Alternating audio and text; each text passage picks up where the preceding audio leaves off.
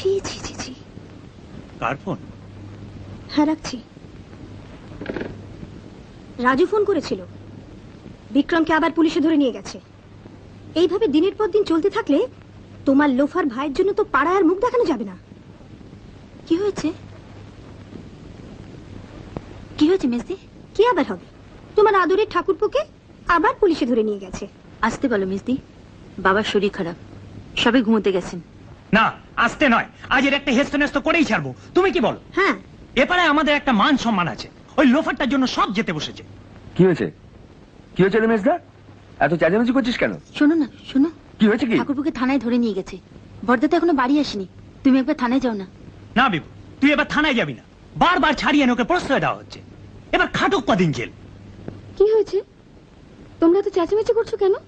আর কি হবে, দে আরো লাই দে। বিক্রমকে পুলিশ ধরে নিয়ে গেছে। মেজদা, দয়া করে একটু আস্তে কথা বলুন, বাবা এমনিতেই অসুস্থ। এরা তোমার আমার কথা শুনবে না জয়া। বাবার কিছু হয়ে গেলে এদের কি এসে যায়? তুমি কি ভেবেছো বাবা বেঁচে থাকলেই তোমার বিয়েটা হবে আর দাদারা তোমার বিয়েটা দেবেন না? আশ্চর্য, এর মধ্যে বিয়ের কথা আসছে কেন? আসছে এই কারণেই যে তোমার অন্তত বোঝা উচিত যে তোমার বিয়েটা হচ্ছে না তার আসল কারণ টাকা নয়, কারণটা হচ্ছে তোমার ওই লোফার ভাইটির জন্য। পাত্রপক্ষকে তোমরা কিছুতেই রাজি করাতে পারছি না। লোফারের দিদিকে কেউ বিয়ে করতে চায়? বাজে কথা বলো না বৌদি। আমার কেন বিয়ে হচ্ছে না সেটা বোঝার মতো বয়স আর বুদ্ধি দুটোই আমার হয়েছে।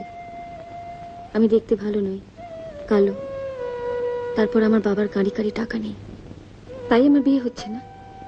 এর জন্য বিক্রম দায়ী হতে যাবে কেন? শুনলে তোমার বোনের কথাটা? শুনলে ও এমন একটা ভাব দেখাচ্ছে যেন তোমরা ভাইরা টাকা খরচা করতে চাও না বলেই ওর বিয়েটা হচ্ছে না। তুমি সব ব্যাপারটা কেন নিজে গায়ে মেখে নাও মেজদি? দিদি বলেছে। কিরে, তোরা সবাই এখানে দাঁড়িয়ে কেন? আর কেন, এইমাত্র ফোন এসেছে, বিক্রমকে আবার পুলিশ ধরে নিয়ে গেছে। আমরা তো আগেই খবরটা পেয়েছি। বাস থেকে নামতে চায়ের দোকানের একটা ছেলে এসে আমাদের খবরটা দিল। আজ কিন্তু তুমি ওকে ছাড়াতে যাবে না বর্দা। আমিও রিকশায় আস্তে আস্তে সেই কথা বলেছি। এবার যদি ওই লোফারটাকে ছাড়াতে থানায় যায় না, আমি কিন্তু তুমুল অশান্তি করব। এমন ভাব দেখাচ্ছে যেন এমনিতে তুমি খুব শান্ত থাকো। যাও, গুরুকে নিয়ে ঘরে যাও। যাও। তার মানে তুমি ওই লোফারটাকে ছাড়াতে আবার থানায় যাবে? হ্যাঁ, যাবে। ও আচ্ছা, তুমি আবার এর মধ্যে এলে কেন?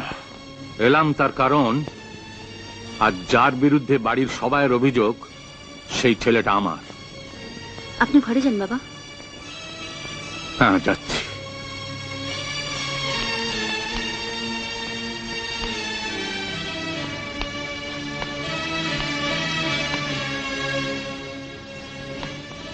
শোন রাজীব, আজকাল খবরের কাগজে প্রায় দেখি যে আসামিদের লকআপে নিয়ে গিয়ে পিটিয়ে পিটিয়ে মেরে ফেলে। তার জন্য মামলা মোকদ্দমা অবশ্য হয়। তুই এক কাজ কর, থানায় গিয়ে অফিসারদের বল না যে বিক্রমকে ওরা যেন পিটিয়ে পিটিয়ে মেরে ফেলে।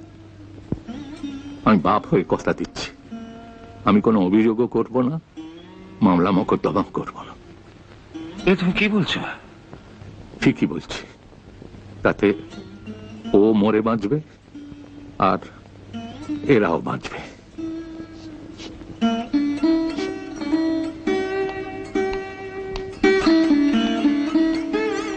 যা, যে যার ঘরে যা। যা।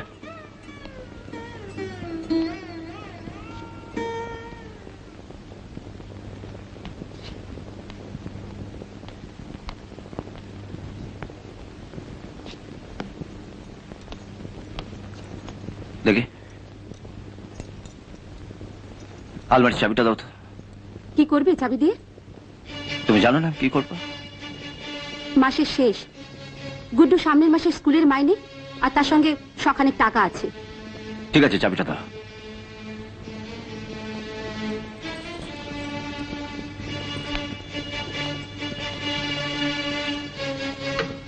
বারবার নিজের সংসারের টাকা দিয়ে ওকে থানা থেকে ছাড়িয়ে আনছো। ভাইটাকে শুধু তোমার একা? অন্য ভাইদেরও বলো কিছু কিছু করে টাকা দিতে।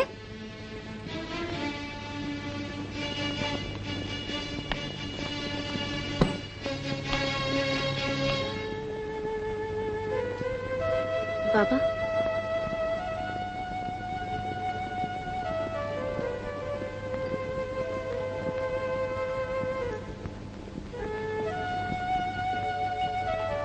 বাবা, আপনি ঘুমাবেন না? বিক্রমকে আজ পুলিশে কেন ধরেছে তুমি জানো সেজ বৌমা? ওর এক বন্ধু ভাস্কর, যে মেয়েটিকে ভালোবাসতো, সে মেয়েটির বাবা মেয়েটিকে জোর করে অন্যের সঙ্গে বিয়ে দিয়ে দিচ্ছিল। তাই ঠাকুরপো গিয়ে আহা, বুঝেছি। আবার সেই বন্ধুর জন্য।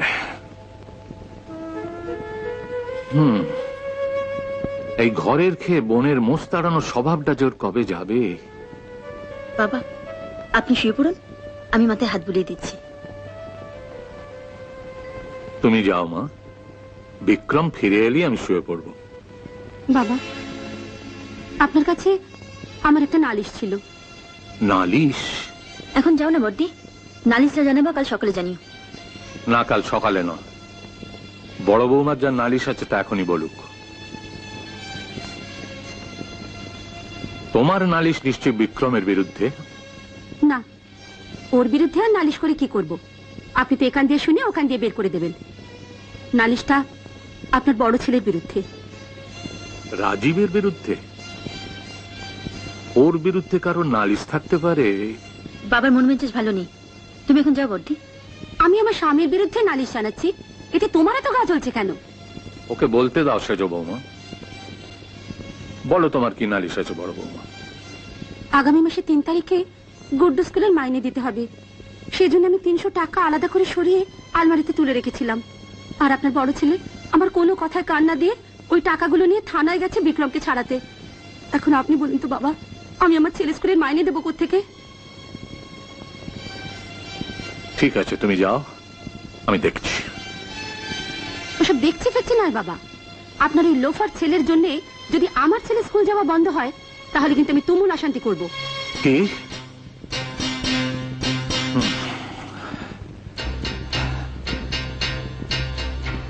আমিও সেদিন রাত্রে তুমুল অশান্তি করতে পারতাম বড় বৌমা, যেদিন তোমার ওই ছেলের জন্য বিক্রমের নামটা প্রথম পুলিশের খাতায় উঠেছিল। মা হয়ে সে কথা তুমি ভুলে যেতে পারো, কিন্তু আমি এখনো ভুলিনি। সেদিন ওই দুর্যোগের রাতে, রাত 3টের সময় তোমার ছেলের জ্বর 105 ছাড়িয়ে গেল। বিক্রম ওই ঝড় বৃষ্টির মধ্যে ছুটতে ছুটতে গিয়ে হাতে পায়ে ধরে ডাক্তার নিয়ে এলো। ডাক্তার এসে বুড্ডুকে ভালো করে পরীক্ষা করে একটা ইঞ্জেকশনের নাম লিখে দিয়ে বলল, 1 ঘন্টার মধ্যে ইঞ্জেকশনটা না দিতে পারলে। কিন্তু এই ঝড় জলের রাতে ইঞ্জেকশন কোথায় পাবো? দাও দাও, আমাকে দাও, আমি দেখছি।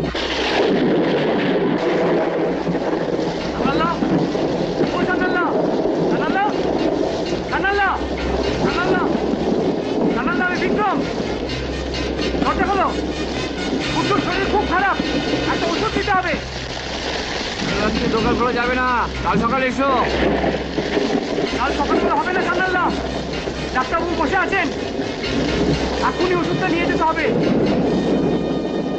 দরজা খুলুন জানাল্লা, জানাল্লা, জানাল্লা। ওষুধটা না নিয়ে যেতে পারলে গুড্ডু বাঁচবে না, জানাল্লা।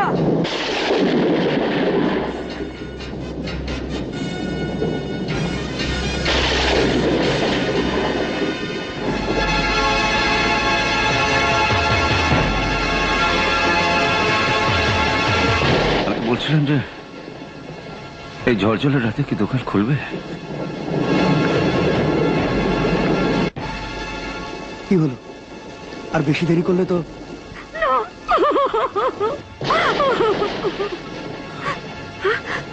পেয়েছিস? নিন ডাক্তার, নিন। ও আমাদের তখনও বলেনি যে দোকানের দরজা ভেঙে দোকানদারকে মেরে গুড্ডুর জন্য ইঞ্জেকশনটা নিয়ে এসেছে। বুঝতে পারলাম পরের দিন ভোরে, যখন পুলিশ এসে ডাকাতির দায়ে আমাদের সবাইয়ের চোখের সামনে দিয়ে বিক্রমকে ধরে নিয়ে গেল।